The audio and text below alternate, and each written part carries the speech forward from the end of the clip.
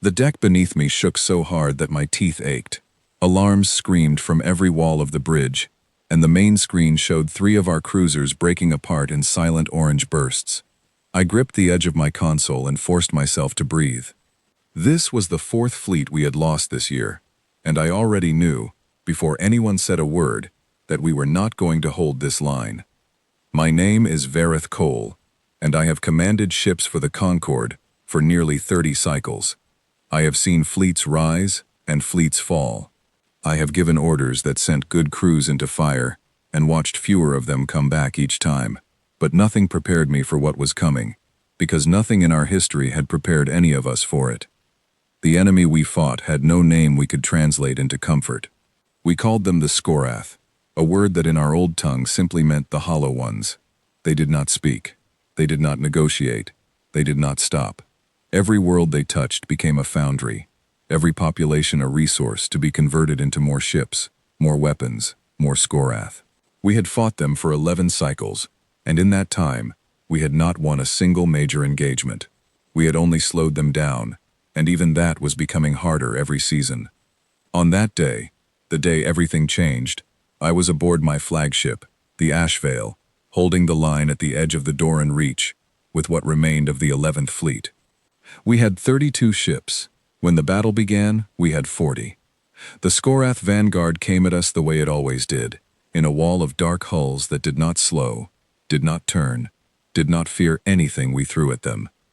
I gave the order to fall back to the secondary line, exactly as doctrine required. Our rules of engagement were built over centuries of careful, civilized warfare among the many peoples of the Concorde.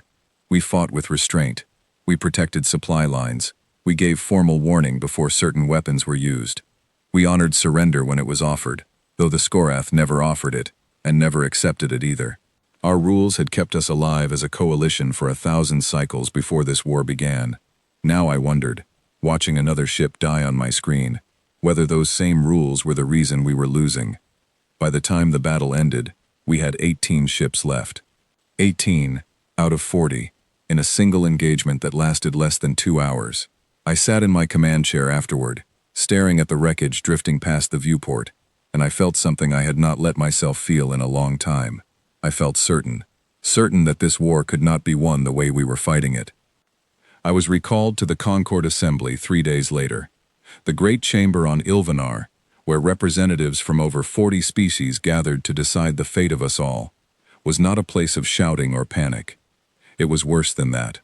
It was quiet. Delegates spoke in low, careful voices about withdrawal corridors, about which systems could still be evacuated, about how much of our territory we could afford to abandon in exchange for a few more cycles of survival. Nobody used the word surrender out loud, but everybody was thinking it. I stood before the assembly and gave my report. I told them the truth. Our fleet strength was down to 60% of what it had been 3 cycles ago. Our shipyards could not replace losses fast enough. The Skorath, by contrast, grew stronger with every world they consumed. I told them that at our current rate of loss, the Doran Reach would fall within 2 seasons, and after that, there would be nothing standing between the Skorath and the heart of Concorde space. A representative from the Ilvanar Council, an old and respected voice named Thessaly Orn, asked me directly whether I believed the war could still be won. I remember the silence in that chamber as I considered my answer. I remember looking at the faces around me. Exhausted faces, frightened faces, faces that had already begun grieving for worlds not yet lost. I told her the truth. I told her I did not know how we could win, fighting the way we were fighting. It was in that same session, in the hour after my report, that a new petition was read aloud to the assembly. A species none of us had heard of before, calling themselves humanity, had reached out through a relay station on the outer rim and requested to join the Concorde as an observer, with the possibility of full membership to follow. Most of the chamber barely reacted. A young species, newly discovered, with a single home system and only a handful of colonies.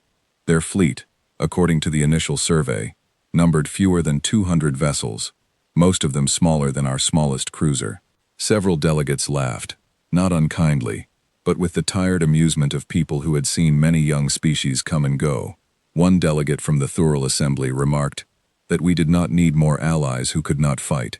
We needed a miracle. I did not laugh. I do not know why. Perhaps because I had spent the last 3 days thinking about what miracle might even look like, and any door left unopened felt like one worth checking. I asked to review the human petition myself before the vote. It was granted, mostly because nobody else wanted the extra work. What I found in that file was strange. The humans had included, along with their formal request, an offer. They wished to send a single warship to observe our conflict directly, embedded with an active fleet, so they could better understand what kind of allies they might become. It was an unusual request. Most species who joined the Concord did so through years of diplomatic exchange, cultural study, and careful mutual evaluation. Humanity wanted to send one ship, straight to the front line, within weeks. I brought this to the attention of Fleet Admiral Usold Varn, who commanded what remained of the 11th and 12th fleets combined. She read the file twice before she spoke. She said that either this species was remarkably brave or remarkably foolish, and that she suspected we would find out which very soon. She assigned the human ship, once it arrived, to my command, since I was already stationed nearest the front and had the least to lose by taking on an unproven variable. I did not expect much. I had seen young species before. They tended to be eager, poorly disciplined, and quick to overestimate their own courage in the face of an enemy they had never truly faced. I expected the human ship to be small, undergunned, and likely to require protection rather than provide it. I remember writing in my own private log, the night before their arrival, that I hoped they would not slow us down too badly, and that I hoped even more that we would not have to watch them die in their first battle, simply because they did not yet understand what the Skorath truly were. I was wrong about almost everything, though it would take me time to understand exactly how wrong. The human ship arrived at the edge of our sensor range 3 days later, dropping out of whatever strange drive system they used, with none of the graceful deceleration our own vessels performed. It simply appeared, hard and sudden, as though it had punched a hole through space rather than traveled through it. My sensor officer, a quiet and meticulous Doreni named Halvek, reported the arrival with visible confusion in his voice. He said the ship's mass and configuration did not match anything in our records, and that its drive signature had left a strange, sharp residue on our instruments, something none of our scans had ever picked up before. I ordered a full sensor sweep and a formal hail. The ship that answered was smaller than I expected, barely a third the size of my own flagship, its hull a strange dull gray, with none of the elegant curves our Concorde vessels favored. It looked, if I am honest, almost unfinished, as though it had been built quickly and without concern for appearance. But something about the way it held position, steady and unhurried at the edge of our formation, made Halvek go quiet, and made me lean forward in my chair without quite knowing why. The voice that answered our hail belonged to a human named Ethan Cole, who introduced himself as the ship's commanding officer. His voice was calm, almost too calm for someone facing an alien fleet and an alien war for the first time. He asked for permission to dock a small liaison team aboard the Asheville, so we could begin coordination. I granted it, mostly out of curiosity, and partly because Admiral Varn had ordered me to extend every courtesy, at least until we understood what we were dealing with. The liaison team that came aboard consisted of 4 humans. Ethan Cole led them, a tall man with short, dark hair and eyes that moved constantly, taking in every detail of our bridge as though he were memorizing it for later use. Beside him stood a woman named Laura Bennett, who I would later learn commanded the ship's tactical operations, and 2 others, a young man named Owen Blake and a woman named Grace Miller, both of whom carried themselves with a stillness I did not expect from a species so young. The meeting that followed was unlike any first contact briefing I had ever attended. Humans, I quickly learned, did not open with pleasantries the way most species did. Cole thanked us for the welcome, and within 2 minutes, he was asking questions that made several of my officers shift uncomfortably in their seats. He asked why we had not targeted the Skorath production facilities directly, rather than only defending our own territory. Halvek explained, patiently, that Concord doctrine forbade strikes against infrastructure that could not be confirmed as purely military in nature, since such strikes risked violating the protections we extended, even to hostile populations. Cole listened to this explanation without any visible reaction, and then asked whether the Skorath extended the same protections to us. Nobody answered him. Nobody needed to. He asked about our supply lines, our reserve fleets, our shipyard capacity, and the average survival rate of our vessels in direct engagement. He asked about the Skorath's communication patterns, their command structure, whether we had ever managed to capture one of their vessels intact for study. Bennett, the tactical officer, asked more specific questions still, about weapon ranges, about the timing of Skorath formation shifts, about whether their vanguard ships behaved differently when isolated from the main swarm. I found myself answering more honestly than I had planned to, partly because their questions were so precise that vague answers felt almost dishonest by comparison. When the meeting ended, Cole thanked me again, this time with something closer to warmth, and said his crew would need a few hours to review everything before offering any recommendations. I remember exchanging a glance with Halvek after they left the bridge, both of us thinking the same unspoken thought. These humans were not asking the questions of allies looking for reassurance. They were asking the questions of hunters studying prey, except the prey in this case was an enemy that had never once been hunted. That evening, in the officers' mess, I overheard two of my junior commanders discussing the newcomers with open skepticism. One of them, a Doreni named Senet Ol, said the humans reminded him of children playing at war, asking bold questions because they did not yet understand the cost of bold answers. I did not correct him at the time, though something in me already disagreed. I had fought for 30 cycles. I had learned to recognize fear in the eyes of soldiers who did not yet know what they faced, and I had learned to recognize confidence built on nothing but inexperience. What I saw in Ethan Cole's eyes was neither of those things. It was something colder, something more patient, and I found that I could not stop thinking about it long after the meeting had ended. 3 days later, our sensors detected a new Skorath formation, moving toward the outer defense line, larger than anything we had faced in recent months. I called an emergency briefing, expecting to spend the night planning our retreat to secondary positions, the same retreat we had performed a dozen times before. Instead, Ethan Cole asked to speak, and what he proposed was so far outside our doctrine that for a long moment, nobody in the room said a single word. He asked permission to engage the Skorath vanguard directly, alone, before our main fleet made contact. I told him this was against every principle of coordinated fleet engagement we had ever followed, that a single ship, however advanced, would be destroyed within minutes against a formation that size. He listened to my objection fully, without interrupting, the way he always did. Then he said something I would remember for the rest of this war, and perhaps for the rest of my life. He said that his ship was not built to fight the way we fought, and that if we wanted to see whether humanity could actually help win this war, we needed to let them show us, rather than tell us. I looked at Admiral Varn, who had joined the briefing remotely from her own flagship. She was silent for a long moment, and then she gave the order that would change everything that followed. She authorized the human ship to engage independently, on the condition that our fleet would hold position and observe, ready to intervene if things went as badly as every instinct in me expected they would. I did not sleep that night. I stood on the bridge instead, watching the sensor display as the Skorath formation grew closer, and watching the small gray shape of the human vessel move forward alone to meet it, calm and unhurried, exactly as it had arrived 3 days before. Halvek stood beside me, his hands folded tightly behind his back, and neither of us spoke, because there was nothing left to say that would change what was about to happen.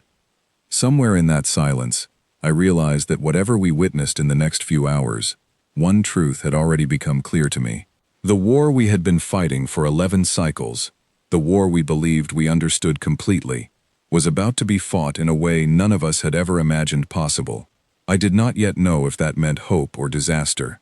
I only knew that I could not look away. Halvek broke the silence first, his voice low.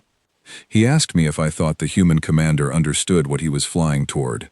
I told him the truth, that I did not know, and that not knowing frightened me more than any Skorath formation ever had. We had spent 11 cycles learning the shape of our enemy, learning exactly how far our own rules could bend before they broke. The humans had spent, by their own account, only a handful of years exploring beyond their home system, and yet Cole had not asked permission the way a nervous ally might. He had asked it the way a soldier asks a superior officer to step aside, so the real work can begin. Admiral Varn's voice came over the channel again, quieter this time, meant only for my ears. She told me to keep every sensor trained on that single gray ship, and to record everything, because whatever happened next, the assembly would need proof, not stories. I understood what she meant. If the human ship failed, we would need the record to justify never repeating such a request again. If it succeeded, we would need the record to understand how. I watched the distance between the human vessel and the Skorath formation shrink on my display, meter by meter, and I found myself gripping the edge of my console the way I had during the battle 3 days earlier. Except this time the fear was different. It was not the fear of losing. It was the fear of not understanding what I was about to witness, and knowing that understanding it might matter more than anything we had learned in 11 long cycles of war. The Skorath vanguard did not slow. It never did. Thousands of dark hulls moved forward in their usual silent formation, utterly indifferent to the single ship drifting into their path. I had seen this exact scene before, countless times, and I already knew, from bitter experience, exactly how it was supposed to end. I was about to learn that everything I thought I knew was about to be proven wrong. The human ship, which I had learned by then was called the Ironclad, did not move the way a warship preparing for battle usually moved. It did not spread its defenses wide or angle its hull to present the smallest possible target.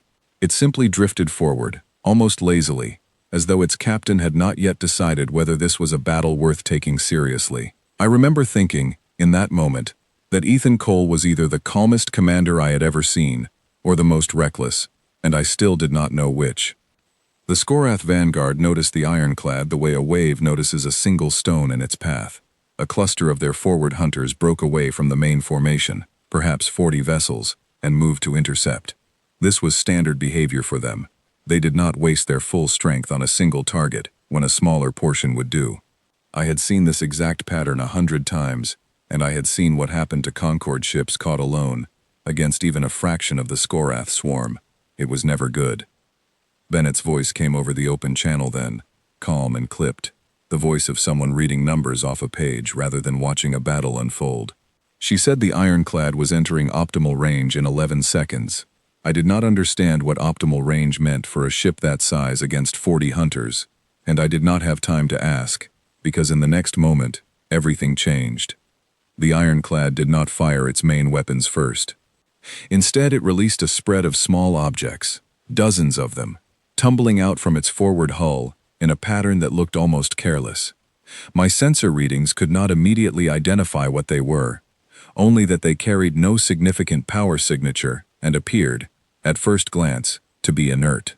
The Skorath hunters, true to their nature, did not slow or divert around them. They simply continued forward, treating the scattered debris as no threat at all. That was their first mistake. The objects detonated not on contact, but the moment the Skorath hunters passed between them, in a coordinated pattern that turned open space into a web of overlapping energy fields. I watched, stunned, as 12 Skorath vessels lost power simultaneously, their hulls going dark and drifting, disabled rather than destroyed. I had never seen a weapon behave that way. Our own disabling technology required direct, sustained contact and enormous power output. Whatever the humans had built, it worked on a principle I did not yet understand, and it had crippled a third of the attacking force before the Ironclad had even fired a single shot from its main guns. The remaining Skorath hunters adjusted course, as they always did when faced with an unexpected loss, spreading into a wider formation to reduce their vulnerability to further traps. This, too, was standard behavior, refined over 11 cycles of fighting them. What was not standard was what the Ironclad did next. Rather than holding position or retreating to a safer distance, the human ship accelerated directly toward the widened formation, cutting straight through the gap the Skorath had opened between their own vessels. I remember gripping my console so hard my knuckles ached, certain I was about to watch a brave but foolish commander destroy his own ship for nothing. Instead, the Ironclad opened fire the moment it entered the gap, not at the ships nearest to it, but at 2 hunters on the far edge of the formation that had turned their weapons away, exposing a section of their hull that our own scans had marked, months earlier, as structurally weaker than the rest.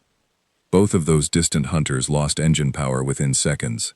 The Ironclad had targeted them specifically, from a position that should have made such precision impossible, and I understood, in that moment, that this had never been a reckless maneuver at all. It had been planned from the very first moment the human ship drifted forward. calm and unhurried, waiting for exactly this configuration to appear. Halvek said something under his breath that I did not quite catch, and when I glanced at him, his face had gone pale in a way I had never seen from him before, not even during our worst defeats. He was not afraid. He was something closer to awestruck, the way a person looks when they witness something they do not yet have the language to describe. The remaining Skorath hunters, now reduced by more than half and further disorganized by the loss of their engine capacity, did something we had never once seen them do in 11 cycles of war. They hesitated. For nearly 4 full seconds, the surviving vessels held position without advancing, without retreating, without any coordinated response at all. I would later learn, from analysis the humans shared with us afterward, that Skorath coordination relied on constant, uninterrupted data exchange between vessels, and that the sudden, simultaneous loss of nearly 20 ships in their formation had disrupted that exchange badly enough to create a genuine gap in their decision cycle. The ironclad used that gap the way a blade uses an opening. It moved through the remaining hunters in a tight, aggressive arc, firing at precise, narrow intervals, disabling, rather than destroying wherever possible, taking down engines and weapons before turning to the next target. Within 90 seconds, the remaining Skorath hunters were either disabled or retreating, something else I had never seen them do before, not once, in 11 long cycles of fighting. The main Skorath formation, still moving toward our fleet, did not change course to reinforce its lost vanguard. This, at least, matched what we already knew about them. They did not value individual losses the way we did. But something had changed in their advance nonetheless. A hesitation in their formation spacing that our sensors picked up clearly, a ripple of disruption spreading outward from the small skirmish that had just ended. Admiral Varn's voice came over the fleet channel, and for the first time since I had known her, she sounded uncertain. She asked for a full report on what had just happened, and I realized I did not have one to give her, not yet, because I did not fully understand it myself. Ethan Cole's voice came through moments later, calm as ever, requesting permission to return to formation. There was no triumph in his voice, no excitement, nothing that suggested he had just done something that should have been impossible by every standard we understood. He spoke as though this had been an ordinary patrol, a minor task, completed on schedule, and that steadiness unsettled me more than the battle itself had. When the ironclad docked briefly for a debrief, I met Cole in person for the second time, and I asked him directly how he had known the Skorath would respond the way they had. He told me his crew had spent the last 3 days studying every piece of data we had shared with them, every recorded engagement, every formation pattern, every weapon signature. He said his tactical officer, Bennett, had noticed that Skorath hunters always widened their formation in a specific, predictable way when faced with unexpected losses, and that the weakness in their hull structure on the outer edge of any formation had been sitting in our own archived scans for months, unused, because our own doctrine did not permit us to exploit structural weaknesses in that particular way. I asked him what he meant by that, and he explained, in the same even tone he used for everything, that Concord doctrine required weapons fire to be distributed evenly across an enemy formation to avoid what our regulations called disproportionate concentration of force. He said his crew had simply ignored that rule, because the rule made no tactical sense against an enemy that did not extend the same courtesy to us. He was not defiant when he said it. He was not proud. He said it the way a person points out a mistake in a mathematical equation, as though the answer had simply been obvious the whole time, and the only surprising part was that nobody had corrected it sooner. I did not know how to respond to that. Part of me wanted to tell him that our rules of engagement existed for reasons far older and far more complicated than a single battle could capture, that they were built to prevent the kind of endless, spiraling brutality that had nearly destroyed several Concord species during our own early wars, centuries before humanity had even begun exploring beyond their own world. But another part of me, a part I did not like admitting existed, could not stop replaying the image of 12 Skorath hunters going dark within seconds, disabled by a single small ship that should have been destroyed on sight. That night, the debate in the officers' mess was louder than I had heard it in a long time. Senate Ole argued that what we had witnessed was dangerous, not because it had failed, but because it had succeeded so completely. He said that if we began abandoning the principles that had held the Concord together for 1,000 cycles, We risked becoming something closer to the enemy we were fighting, an idea that made several officers visibly uncomfortable. Others argued the opposite, that principles meant very little to species who were being erased from the galaxy one world at a time, and that survival itself was the only rule that mattered anymore. I did not join the argument that night. I sat quietly at the edge of the room, replaying the battle again and again in my mind, thinking about the calm in Ethan Cole's voice, and the calculated patience of a ship that had waited, unmoving, for exactly the right moment to strike. I thought about 11 cycles of retreat, 11 cycles of careful, honorable losses, and I found myself wondering, for the first time since this war began, whether honor and survival had quietly stopped being the same thing a long time ago, and none of us had noticed until a single gray ship arrived to show us the difference. Admiral Varn requested a full sensor analysis and tactical breakdown from the human crew the following morning, and Cole agreed without hesitation, sharing everything they had, every calculation, every pattern they had identified in Skorath behavior. This, too, surprised me. Young species were often protective of any advantage they discovered, especially one as significant as this. Cole explained that hoarding an advantage while the war was still being lost seemed, to him, like a strange kind of foolishness, and that humanity had not come to observe our defeat from a comfortable distance. They had come to help end it, and ending it quickly mattered more to them than claiming credit for how it was done. I began, slowly, to understand that the discomfort I felt was not really about the tactics themselves. It was about what those tactics revealed. For 11 cycles, we had told ourselves that our losses were the price of remaining civilized, that restraint was a virtue even in the face of annihilation. The humans had looked at the exact same enemy, studied it for less than a week, and concluded that restraint against an enemy incapable of restraint was not virtue at all. It was simply a slower path to the same ending we were already trying so desperately to avoid. I did not sleep well that night, and I suspected, watching the lights still burning in the officers' mess long after most of the crew had gone to their quarters, that I was not the only one. I spent that first night after the battle reviewing the sensor data again and again, trying to understand exactly how a ship a third the size of my own had managed to disable 12 enemy vessels without taking a single significant hit in return. Halvek joined me in the analysis room well past midnight, his usual precise manner replaced by something closer to restless curiosity. He kept returning to one detail in particular, the timing between the release of those small disabling devices and the moment the ironclad had begun its attack run.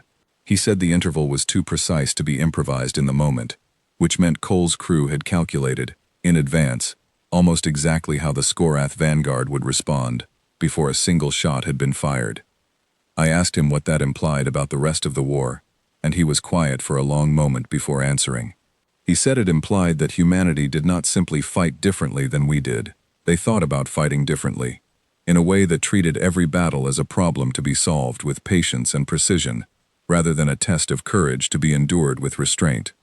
He said he did not yet know whether that difference would prove to be an advantage we could learn from, or a warning about a species whose priorities we did not yet fully understand. I told him I did not know either, though I suspected, even then, that we were going to find out regardless of whether we felt ready. 3 more human vessels arrived within the week, each one different from the last. None of them built along lines I recognized. One carried a name I remember clearly, the Draymond, commanded by a woman named Claire Whitfield, whose voice on the comm channel carried the same unhurried steadiness I had already come to associate with her species. She requested no special welcome, no ceremony, only access to the same battle records the ironclad had already studied, and a place in the formation where her ship could be useful, rather than merely present. I found myself growing curious about the species behind these ships, curious in a way that went beyond simple military assessment. I asked Cole, during one of our joint briefings, how humanity had come to think about warfare so differently from every other species the Concord had encountered. He was quiet for a moment before answering, and when he did, his voice had lost some of its usual calm, replaced by something more careful, almost reluctant. He told me that humanity had spent most of its own history fighting itself, long before any of them looked up and realized the galaxy was far larger and far more dangerous than they had imagined. He said that history had taught them, sometimes at great cost, that wars fought with half measures tended to last far longer and cost far more lives than wars fought with full commitment and a clear, honest understanding of what victory required. He said this without pride and without apology, the way someone describes a hard lesson they wished they had never needed to learn. I asked him whether he believed the Concorde's own rules of engagement were wrong. He shook his head slowly and said no, not wrong, only built for a different kind of enemy. He said our rules made sense against opponents capable of reason, capable of eventually choosing peace over annihilation. He said the Skorath were not that kind of opponent, and that continuing to fight them as though they might someday respond to restraint was not honor. It was simply a mistake we had not yet found the courage to correct. I carried that conversation with me for a long time afterward. I thought about the worlds we had already lost, the fleets we had already sacrificed in careful, measured retreats that followed every rule we had ever written. And I thought about 12 Skorath hunters going dark within seconds against a single ship that had broken nearly every one of those same rules without hesitation. I did not yet know whether I agreed with Cole's reasoning completely, but I could no longer dismiss it the way Senate Ole and others still tried to.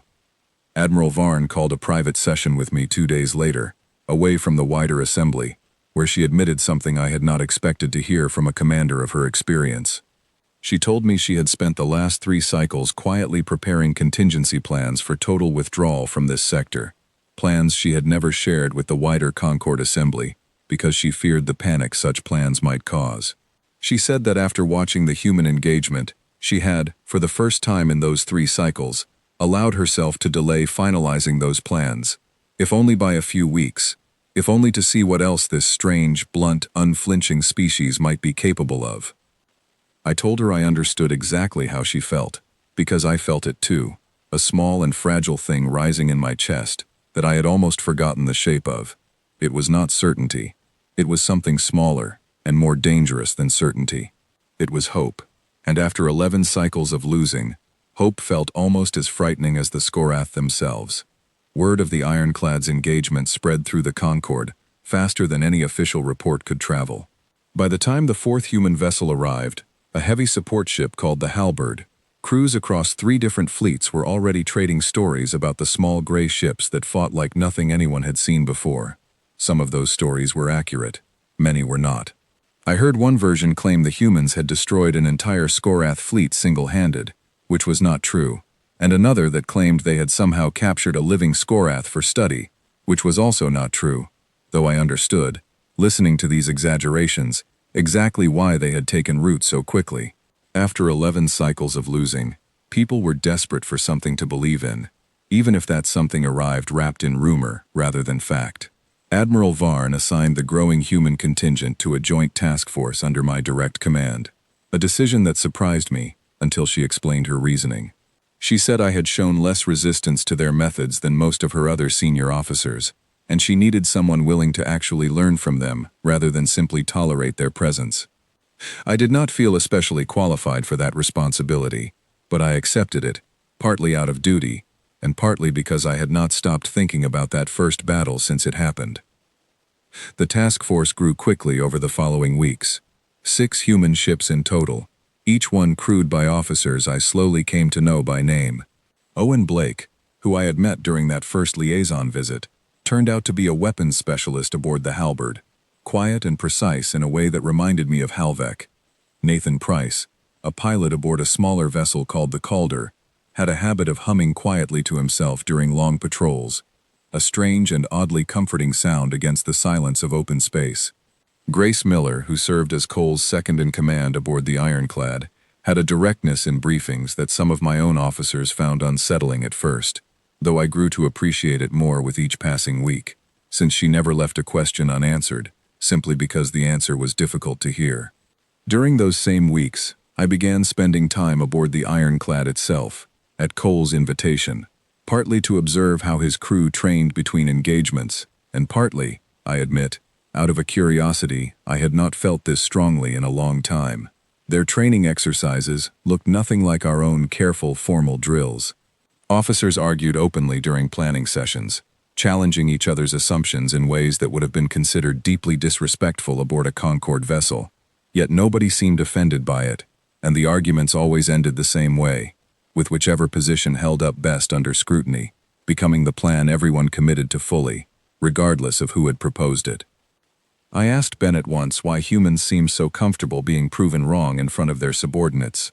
She laughed, the first time I had heard genuine laughter from any of them, and said that being wrong quietly and being wrong loudly cost the same number of lives, but only one of those mistakes gave everyone else a chance to catch it before it mattered.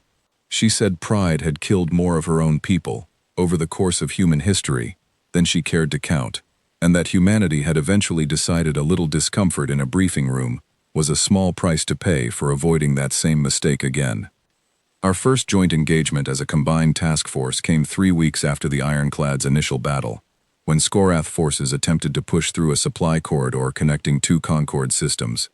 This was a larger engagement than the first, involving nearly 200 Skorath vessels against our combined force of 40 Concorde ships and 6 human vessels. I expected the humans to adapt their strategy to work within our existing formation, the way any new ally typically did during their first joint action. Instead, Cole proposed something during the pre-battle briefing that made my stomach tighten the moment I understood what he was suggesting. He proposed that the human ships operate almost entirely independent of our main formation, using a pattern he called distributed disruption, striking at scattered points across the Skorath advance, rather than concentrating force at any single location. He explained that Skorath coordination depended on maintaining a coherent picture of the battlefield across their entire formation, and that scattered, unpredictable strikes would fracture that coherence far more effectively than a single concentrated assault, even one far larger than what 6 ships could provide alone. Several of my officers objected immediately, arguing that scattering our strongest asset across a wide battlefield would leave each human ship dangerously isolated, exactly the kind of vulnerability the Skorath had exploited against Concorde vessels many times before. Cole listened to every objection carefully, the way he always did, and then admitted, with a bluntness that startled the room into silence, that yes, each human ship would indeed be more vulnerable operating alone. He said that risk was acceptable, because the alternative, fighting cautiously and losing slowly, had already cost the Concorde far more than any single ship was worth. I approved the plan, against the advice of 2 of my senior commanders, because I had begun to trust something in Cole's calculations that went beyond simple confidence. When the battle began, I watched 6 human vessels scatter across the width of the Skorath advance, each one striking hard and fast at different points along the formation, disabling engines, severing communication relays, targeting the same structural weaknesses Bennett had identified weeks earlier, then retreating before the Skorath could concentrate a counterattack. The effect on the battlefield was unlike anything I had witnessed in 11 cycles of war. The Skorath formation, so reliably relentless and uniform in every previous engagement, began to fracture into confused, uncoordinated clusters, some pressing forward, others inexplicably slowing, a few even reversing course entirely, before correcting themselves seconds later. Halvek, monitoring their communication traffic from the ash veil, reported a surge in signal activity unlike anything we had recorded before, a desperate, tangled attempt by the Skorath to restore the coherence the human strikes had shattered. Our main Concorde fleet moved in during that window of confusion, and for the first time in 11 cycles, I watched a battle unfold in our favor, from the very first exchange, rather than the last desperate hour. We did not destroy the entire Skorath force that day, and losses on our side were not 0. 3 Concorde vessels damaged badly enough to require months of repair, and 1 human ship, the Calder, forced to retreat early after taking heavy fire during an isolated strike. But when the battle ended, Skorath losses numbered over 60 vessels, more than we had destroyed in any single engagement in the entire war, and the supply corridor held. I met with Nathan Price after the battle, once the Calder had been brought safely back to the fleet for repairs, and I asked him how it felt to fly directly into that kind of isolated danger, knowing how vulnerable his position was. He was quiet for a moment, still shaken from the engagement, in a way his usual easy humor could not quite hide, and then he told me something that stayed with me for a long time afterward. He said that fear was not something humans tried to eliminate before a battle. It was something they carried with them into it, because pretending it did not exist tended to lead to worse decisions than simply acknowledging it and moving forward anyway. That honesty struck me more deeply than any tactic Cole had described. For 11 cycles, Concord Doctrine had taught its officers to project calm certainty, regardless of what they actually felt, believing that visible fear among commanders would spread panic through the ranks. I had followed that doctrine my entire career, hiding my own doubts behind a mask of steady confidence, even during our worst defeats. Listening to Price speak so plainly about his fear, without shame and without collapse, made me wonder how much of our own carefully maintained composure had been costing us all along, in decisions made too cautiously, in retreats ordered too early, in hesitations that gave the Skorath exactly the openings they needed. The Skorath response to that battle came faster than any of us expected. Within days, their forces along the entire Doran Reach shifted their formation patterns, spacing their vessels more tightly, adjusting their communication redundancy in ways that suggested, disturbingly, some capacity to learn from defeat that we had not previously observed in them. Halvek brought this finding to me personally, his voice tight with a concern I had rarely heard from him. He said the Skorath had never adapted their tactics this quickly before, not in 11 cycles of fighting, and he worried that the human strategy, effective as it had been, might be forcing an evolution in our enemy that we were not prepared to face. I brought this concern to Cole directly, expecting him to dismiss it the way I feared a younger, less experienced commander might. Instead, he took it more seriously than I expected, calling an emergency session with his own tactical staff that same evening. Bennett, reviewing Halvek's data alongside her own crew, confirmed that the adaptation was real, and more troubling still, that it appeared to be spreading through Skorath formations far beyond the Doran Reach, suggesting some form of centralized coordination we had never fully understood. Cole did not offer easy reassurance that night. He told me plainly that humanity's tactics had bought us an advantage, not a guaranteed victory, and that the Skorath adapting to our new methods meant we needed to keep adapting ourselves, faster than they could learn to counter us. He said the moment either side stopped changing, the moment either side grew comfortable, was the moment the other would find a way through. It was not the comforting answer I had hoped for, but it was, I had come to realize, the kind of honesty I valued, far more than false comfort after 11 long cycles of losing. Bennett added something to that conversation I had not expected, a small detail that stayed with me longer than the tactical discussion itself. She said that her own grandmother had once told her, long before humanity ever left their home system, that every advantage in a fight eventually becomes visible to the person you are fighting, and that the only lasting edge belongs to whoever notices that moment first and changes before being forced to. She said humanity had built much of its own difficult history around learning that lesson slowly and painfully, and that she saw no reason to assume the Skorath would prove any different, however alien their manner of learning might be.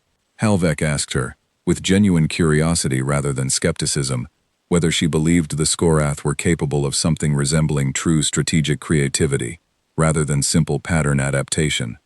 Bennett admitted she did not know for certain, but said the growing sophistication in their formation adjustments over recent weeks worried her enough that she had already begun preparing 3 separate contingency approaches for our next major engagement, rather than relying on a single refined strategy the way earlier operations had allowed. That night, alone in my quarters, I found myself reviewing the battle records again, watching the human ships scatter and strike and retreat, with a precision that still unsettled me, even as it filled me with something close to relief. I thought about Senadol's warning from weeks earlier, that abandoning our old principles risked making us something closer to the enemy we fought. I thought about it seriously, turning the idea over carefully rather than dismissing it, because I owed it that much consideration after everything I had witnessed. What I concluded, that night, was that there was a difference between abandoning principle and abandoning ceremony. The Skorath showed no restraint because they recognized no value in any life beyond their own expansion. The humans showed restraint in different places than we expected, protecting civilian populations fiercely, treating captured or disabled enemies without cruelty, even when caution would have been easier, extending genuine care toward every ally who fought beside them. What they had abandoned was not compassion. It was the comfortable illusion that careful, measured warfare could defeat an enemy who recognized no such limits at all. I did not know, that night, how much further this war would push all of us before it ended. I only knew that something had shifted permanently in the way I understood our chances of survival. And that shift had a name now. 6 small gray ships, strong and growing. A week after the battle at the supply corridor, our recovery teams managed something that had never been achieved in 11 cycles of war. Among the disabled Skorath vessels left drifting after the human strikes, one hull remained largely intact, its systems damaged but not destroyed, its interior structure exposed enough for careful study. Admiral Varn ordered the wreck brought in under heavy escort, and she requested that both Concord and human specialists examine it together, side by side, sharing every finding without delay. I joined the inspection team myself, curious to see with my own eyes what had only ever existed for me as sensor readings and battle reports. The interior of the Skorath vessel was unlike anything in Concord design, dense and cramped, built around a central core that pulsed faintly, even with most of its power reserves drained. Grace Miller, standing beside me during the inspection, remarked quietly that the ship reminded her of something grown rather than built, and looking at the strange organic curves of its internal structure, I understood exactly what she meant. Owen Blake spent nearly 6 hours studying the ship's damaged communication array, and what he found troubled every one of us far more than any weapon could have. He discovered that the Skorath vessels did not simply exchange tactical data the way Concord ships did. They shared something closer to a single distributed awareness, each hull acting as a node within a larger unified mind that stretched across their entire formation. This explained why isolated strikes disrupted them so completely. It was not merely coordination we had shattered during that battle. It was something closer to a fractured thought, a mind interrupted mid-sentence, forced to reassemble itself under fire. I asked Blake what this meant for how we should continue fighting them, and he admitted, with unusual hesitation for someone normally so precise, that he did not fully know yet. He said the implications troubled him, because a mind that vast, however alien and however hostile, still raised uncomfortable questions about what exactly we were destroying each time a hull went dark. Cole, listening from across the room, said quietly that questions like that mattered, and that humanity had not stopped asking them, simply because the war demanded quick answers. He said the day they stopped asking would be the day they became something he no longer recognized, and I noticed, watching his face as he said it, that this was not a performance for our benefit. It was something he genuinely believed. That conversation stayed with me longer than I expected. I had assumed, watching the humans fight with such calculated ruthlessness, that they had simply decided the Skorath did not deserve moral consideration, an assumption that made their tactics easier to accept without complicating my own conscience. Discovering that they carried the same uncertainty I did, the same quiet discomfort about the true nature of what we fought, made their methods feel less like cold calculation and more like a difficult choice made with open eyes rather than closed ones. In the days following the inspection of the captured wreck, I found myself returning often to the memory of Owen Blake's careful, troubled voice, describing what he had found inside its core.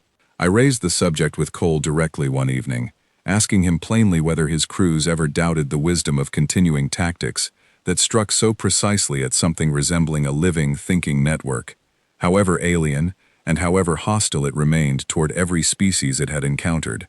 He told me the doubt never fully went away, and that he would have been more concerned if it had.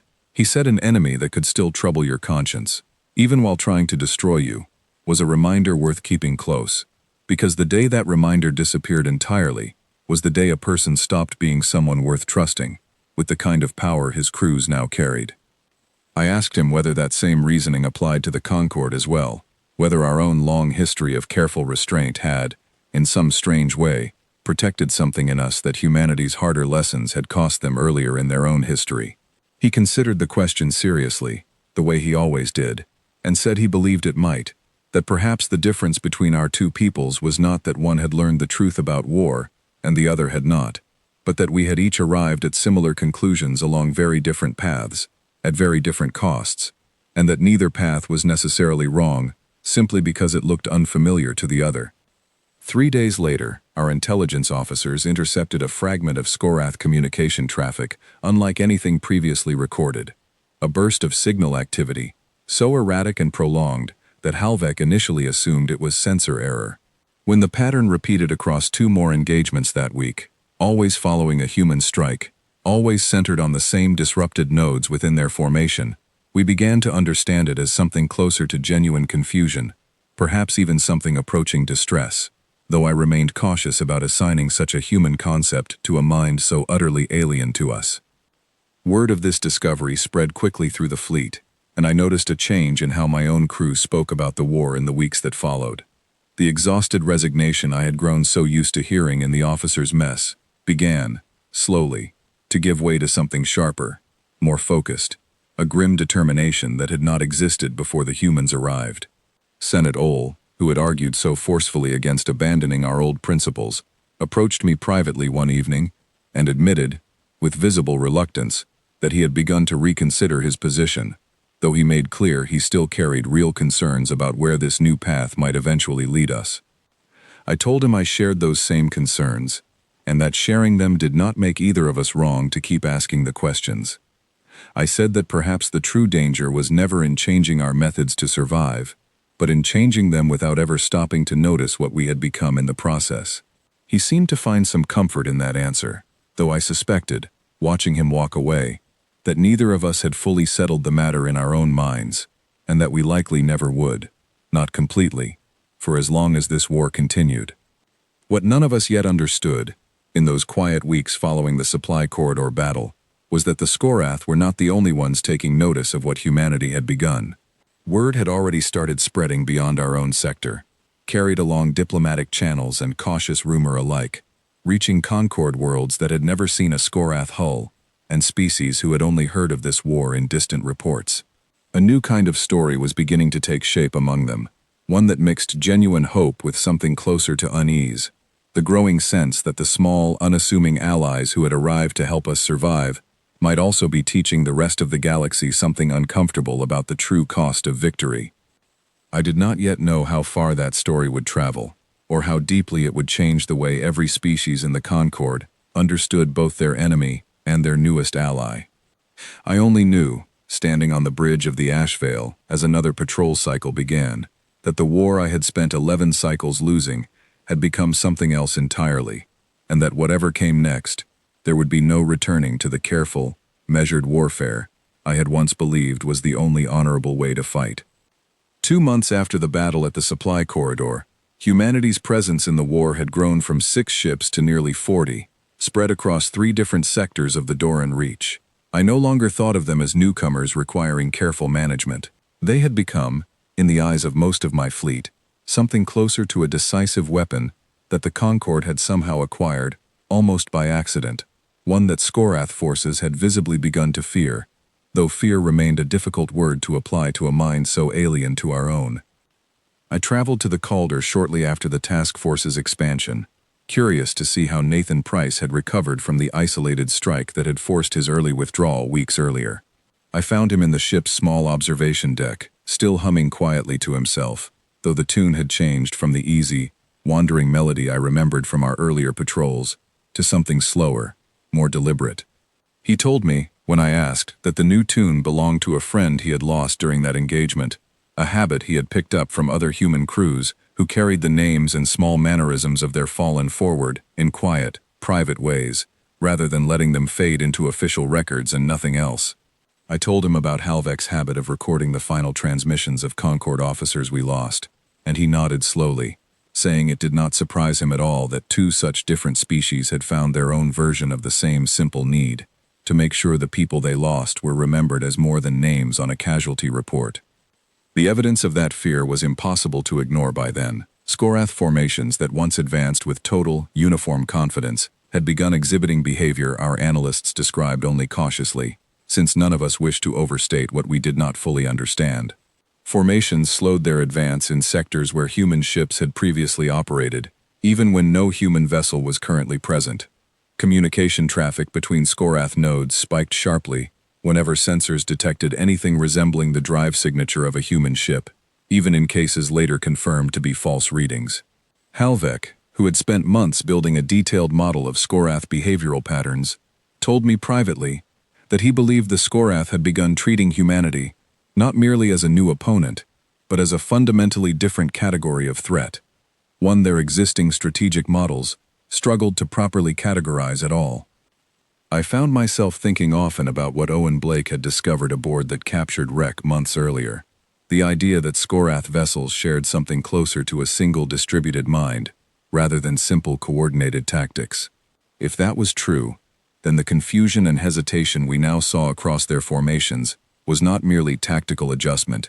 It was something closer to a mind under sustained psychological pressure, learning, however alien its manner of learning, to associate a particular signature with danger it could not reliably predict or counter.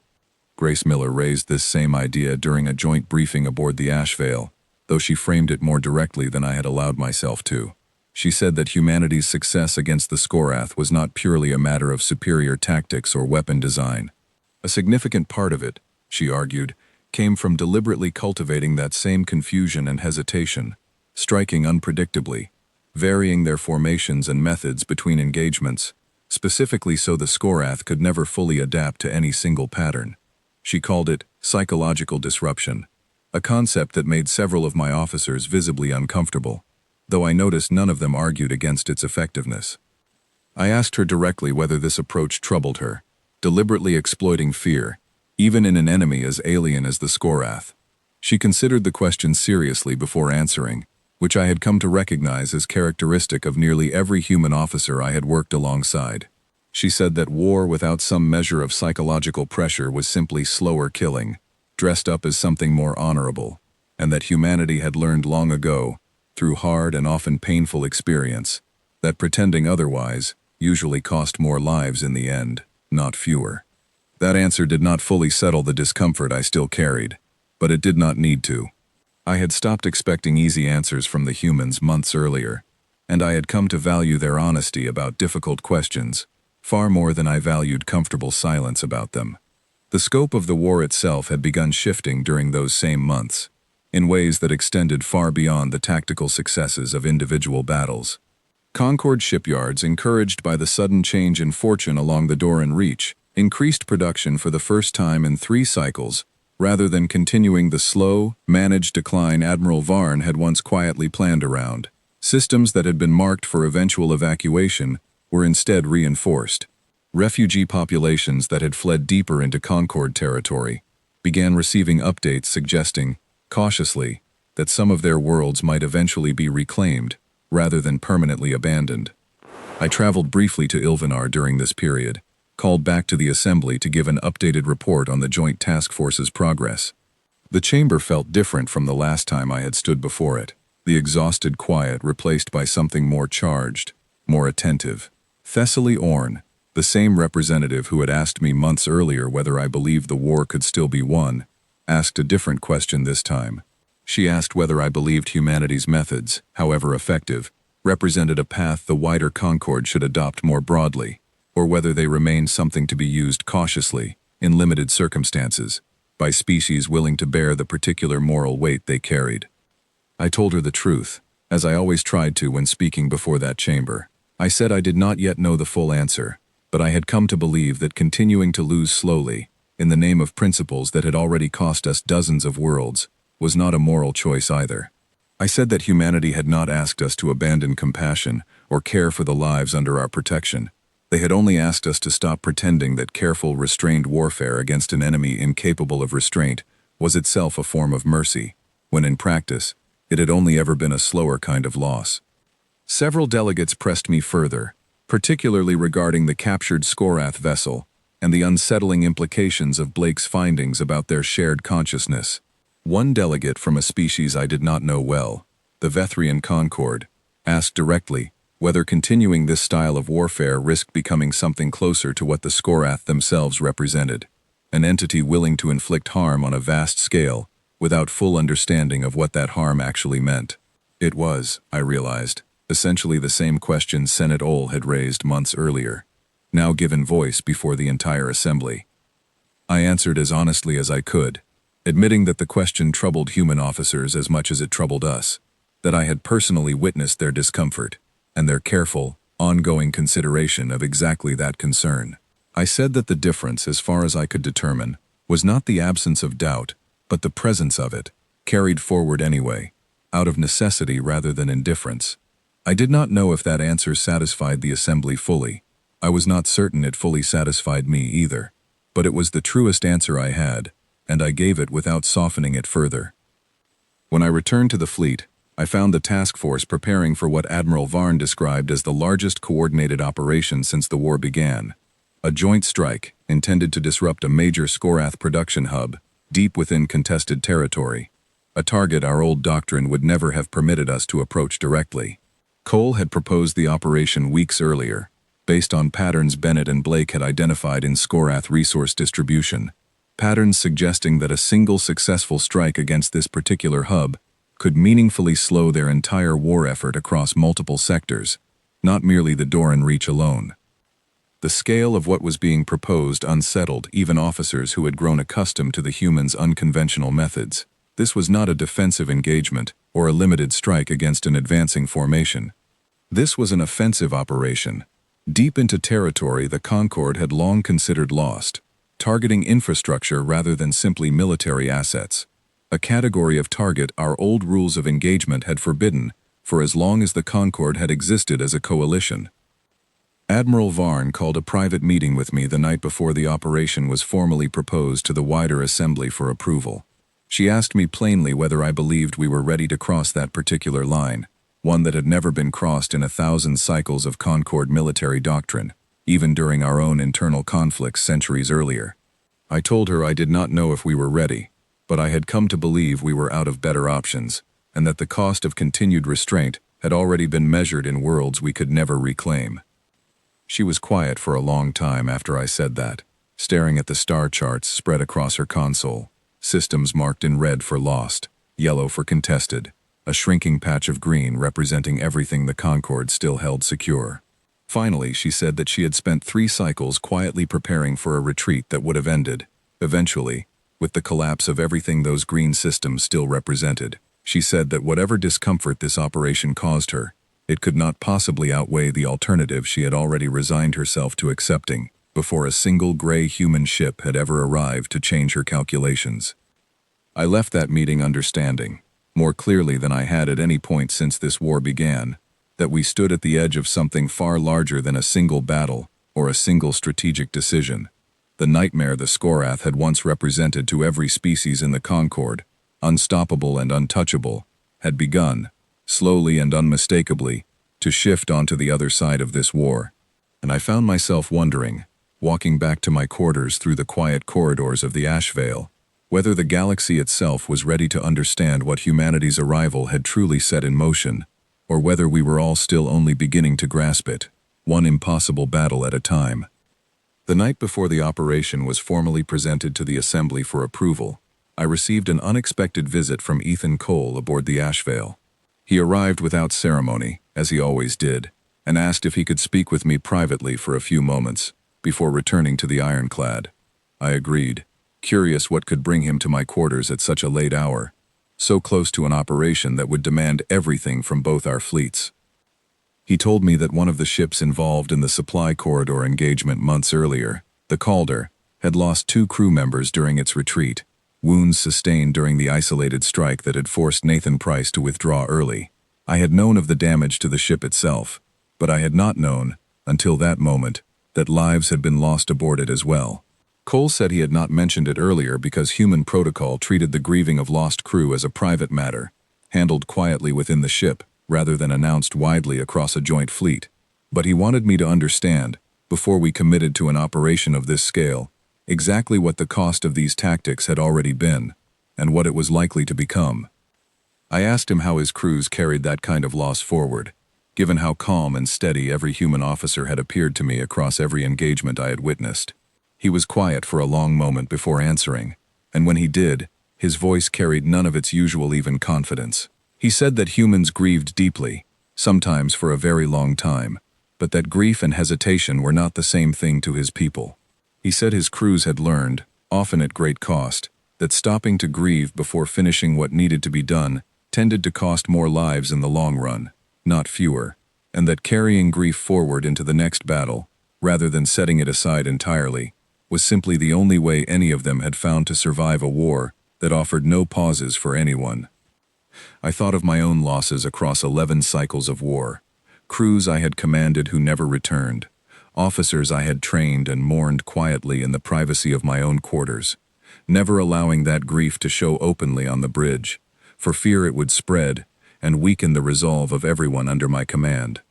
I told Cole that our own doctrine handled loss in a similar way, though perhaps for different reasons, and he nodded slowly, as though this confirmed something he had already suspected about us.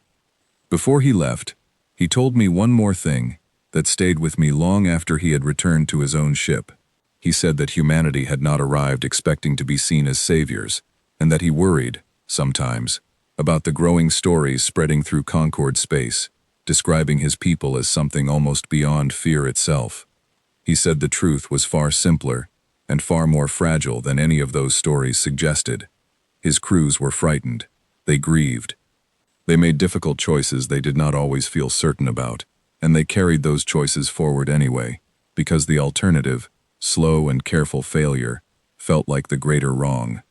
I did not fully understand, in that quiet conversation aboard the Ashvale, how much that admission would matter to me in the difficult weeks that followed. I only knew that it changed something in how I saw them, not as some unstoppable force sent to rescue a dying coalition, but as people, frightened and grieving, and resolved all at once, choosing every day to carry a terrible weight forward, because they believed, as I had slowly come to believe as well, that the cost of not carrying it would be far greater still. The Assembly approved the operation 3 days later, though not without lengthy debate, and not without several delegates recording formal objections against the precedent of striking directly at Skorath infrastructure. Thessaly Orn voted in favor, though she made clear in her closing remarks that approval did not mean endorsement without limits, and that the Assembly expected careful accounting of every consequence once the operation concluded. I understood her caution. I had carried the same caution myself for months, but I had also carried 11 cycles of losses that no amount of caution had ever managed to prevent, and that weight had settled the matter for me long before the Assembly cast its final vote. Admiral Varn placed me in direct command of the combined strike force, a decision she explained simply by saying that no other officer in the fleet had spent as much time learning to think alongside the human command staff as I had. It was, I understood, both an honor and a burden, and I accepted it fully aware that whatever happened during this operation would be remembered, one way or another, for a very long time. The production hub itself sat deep within a system the Concorde had abandoned nearly 4 cycles earlier, a system once home to a small mining colony, before the Skorath swept through and converted its remaining infrastructure into something almost unrecognizable. Sensor scans showed the hub protected by a defensive screen of nearly 300 vessels, far larger than any single formation we had faced before, arranged in a dense, layered pattern clearly designed to prevent exactly the kind of disruption tactics that had proven so effective against smaller Skorath forces. Cole's plan, developed over nearly 2 weeks alongside Bennett, Blake, and a wider planning team drawn from both Concorde and human officers, called for something more ambitious than any previous engagement. Rather than relying solely on scattered disruption strikes, the plan combined 3 distinct elements working in careful sequence. Our main Concorde fleet, nearly 70 ships strong, would approach the outer defensive screen directly, drawing the bulk of Skorath attention and forcing their formation to commit fully to a defensive posture.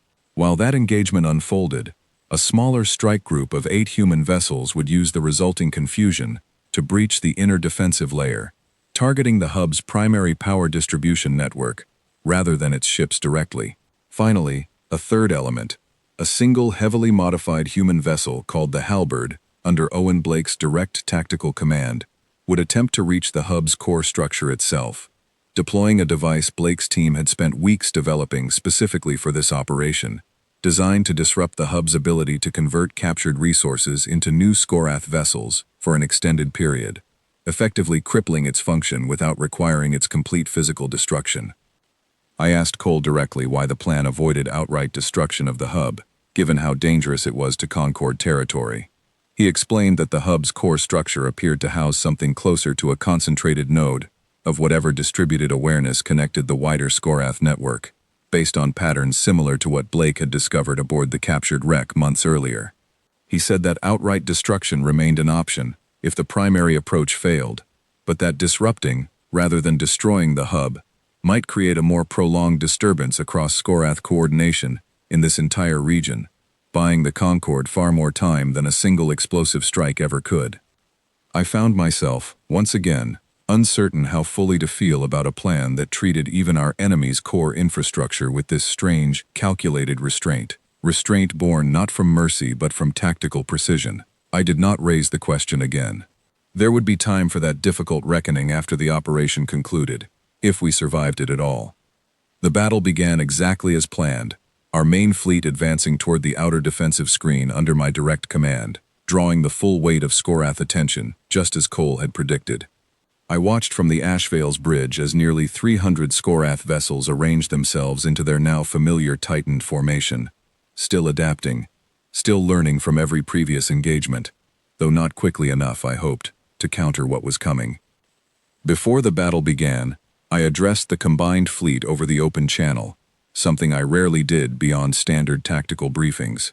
I told every crew, Concord and human alike, that whatever happened in the hours ahead, I considered it an honor to command a force built from so many different worlds and so many different ways of understanding courage. I do not know if that message reached everyone the way I intended it, but Grace Miller told me afterward that several of her own crew had grown quiet listening to it, and that quiet, she said, was the kind that steadies a person rather than the kind that frightens them. The fighting along the outer screen was the fiercest engagement I had commanded in 11 cycles of war. Skorath vessels pressed forward with a coordinated aggression that told me their adapted formations had grown genuinely effective against conventional Concord tactics, forcing us into a desperate, grinding exchange that cost us 4 ships within the first 20 minutes alone.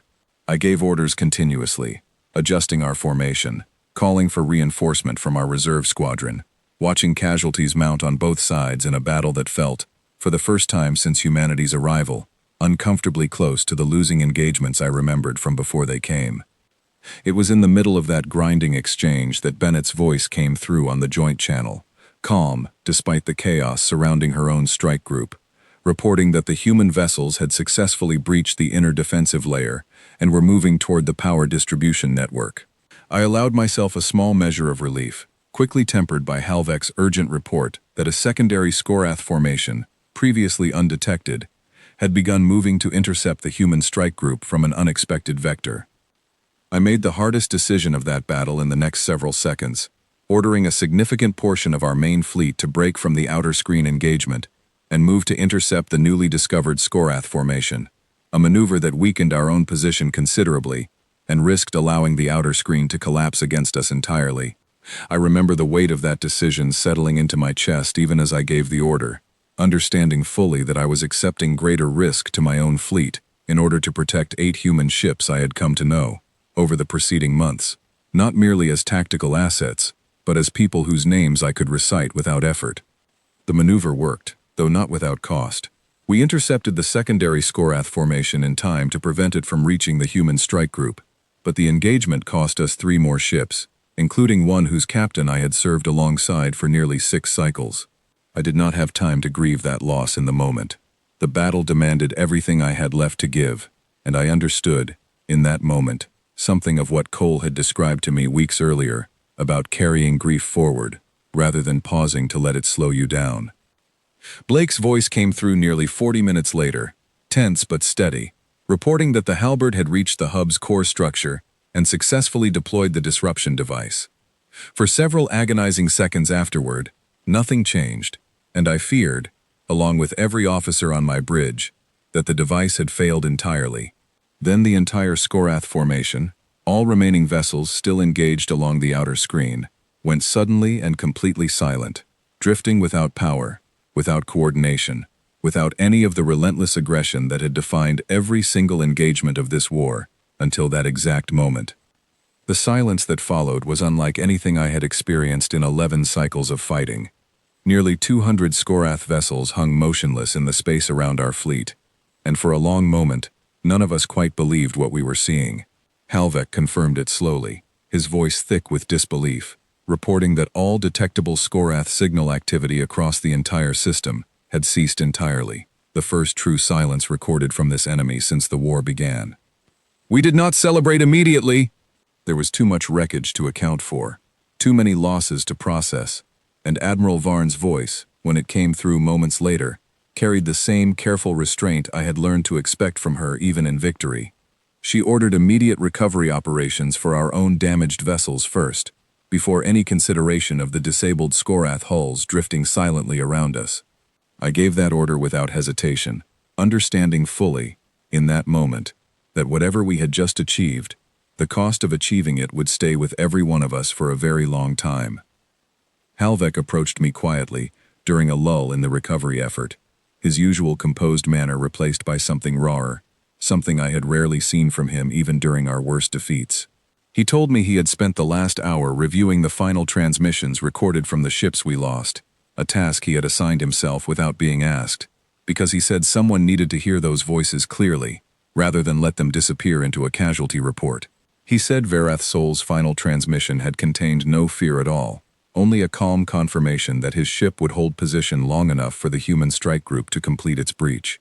I did not trust myself to respond to that for a long moment, and Halvek, understanding, simply stood beside me in silence until I found the words to thank him for carrying that weight, so that I would not have to carry it alone.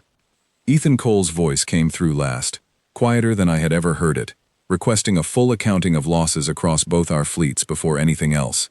I gave him the numbers as I understood them in that moment. 7 Concord ships lost, 1 human vessel severely damaged, though still functional, casualties still being confirmed across both fleets. He was silent for a long moment after I finished, and when he spoke again, there was no triumph in his voice at all, only a tired, quiet acknowledgement of exactly what this victory had cost, and exactly what it might still mean for everything that followed. I understood, standing on the bridge of the Ashvale as recovery operations began around the silent wreckage of the largest Skorath formation we had ever faced, that we had just witnessed something the entire galaxy would eventually come to know as a turning point in this war. I did not yet know how the rest of the Concord would receive this victory, or how the Skorath themselves would respond to a loss on this scale. I only knew that the war we had been losing for 11 cycles had just changed shape entirely, and that none of us, human or Concord alike, would ever be quite the same after this day. Recovery operations continued for nearly 2 full days following the battle, our combined fleet working carefully through the drifting wreckage to retrieve every surviving crew member, Concord and human alike, before attention finally turned to the silent Skorath hulls surrounding us. I stood on the Ashvale's bridge during much of that recovery, watching small shuttles move between wreckage fields, and I found myself thinking often about the officer I had lost during the battle, a captain named Varath Sol, who had served under my command for 6 long cycles, whose ship had been destroyed protecting the human strike group during those critical, desperate minutes. I met with Ethan Cole once more, before our fleets separated to begin the long process of repair and reinforcement. He looked tired in a way I had not seen from him before, the calm steadiness that had defined every previous meeting replaced by something more subdued, more human, in the truest sense of that word.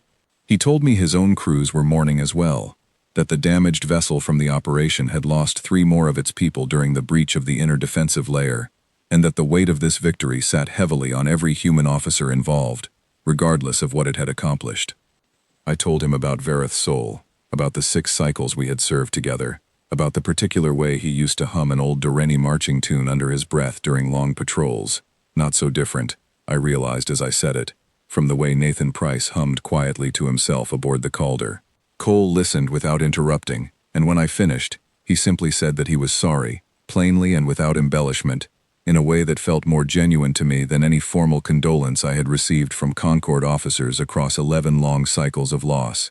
We stood together for a while longer, watching the recovery shuttles move slowly among the wreckage, saying very little else.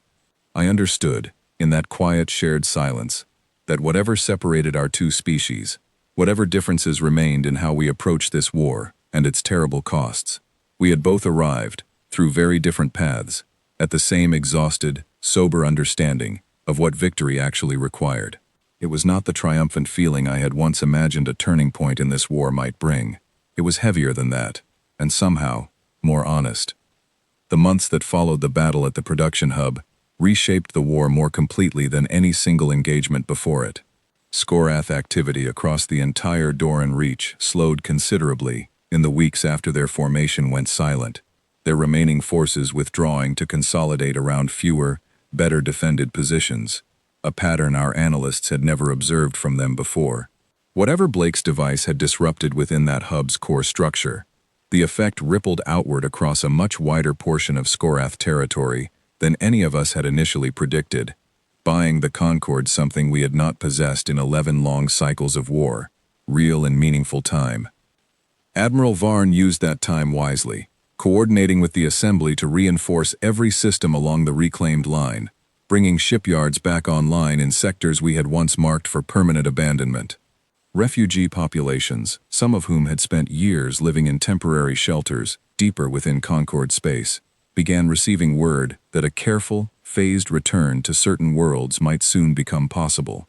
News that spread through those communities with a kind of cautious, disbelieving joy I had not witnessed since long before this war began. Humanity's presence within the Concord grew steadily during those months as well, though not without continued debate. Thessaly Orn led a lengthy series of hearings, examining every aspect of the Joint Task Force's methods. Hearings I attended personally, alongside both Cole and several senior Concord officers who had served alongside human crews. Those hearings did not resolve every difficult question raised since humanity's arrival. Senate Ole, present at several sessions, continued to argue that the Concord needed clear, permanent boundaries around which tactics could be adopted more broadly, and which should remain limited to circumstances as extreme as those we had faced along the Doran Reach. I found myself agreeing with parts of his caution even then, understanding that the discomfort those questions raised was not a flaw to be argued away, but a necessary weight the Concord would need to carry consciously into whatever came next. What emerged from those hearings eventually was not a wholesale abandonment of Concord principle, as some had feared, nor a rigid, permanent restriction on humanity's methods, as others had hoped. It was something more difficult and more honest than either extreme, an acknowledgement that different threats sometimes required different responses, and that wisdom lay not in choosing a single unchanging doctrine for every circumstance, but in the harder, ongoing work of judging each threat clearly and honestly, even when that judgment led somewhere uncomfortable. A memorial gathering was held aboard the Ashvale during that same period, the first of its kind to include both Concord and human traditions side by side, a decision Admiral Varn made personally after hearing how each side had grieved separately following the battle at the production hub. I stood beside Ethan Cole during that gathering, watching Doreni officers recite the old cycle names of the fallen alongside human crew members who spoke quietly about people I had never met, but somehow felt I understood, through the careful, honest way their crewmates described them. Grace Miller spoke about one of the 3 crew lost during the breach of the inner defensive layer, a young engineer named Lucas Grant, who had apparently spent his final weeks teaching Concord technicians aboard the Halberd how to recalibrate the disruption device by hand, in case its automated systems failed during the operation. She said he had insisted on finishing that training the night before the battle, even though nobody had asked him to, because he did not want the mission's success to depend on a single piece of equipment nobody else fully understood. I found myself, listening to her speak, thinking of Varath Sol again, and of how similar that same quiet, stubborn dedication looked, across 2 species who had known almost nothing about each other, only months earlier. Senate Ole attended that gathering as well, and though he said little during the ceremony itself, he approached me afterward and admitted that watching Concord and human traditions honor the same losses, side by side, had done more to ease his remaining doubts than any argument raised during the assembly hearings.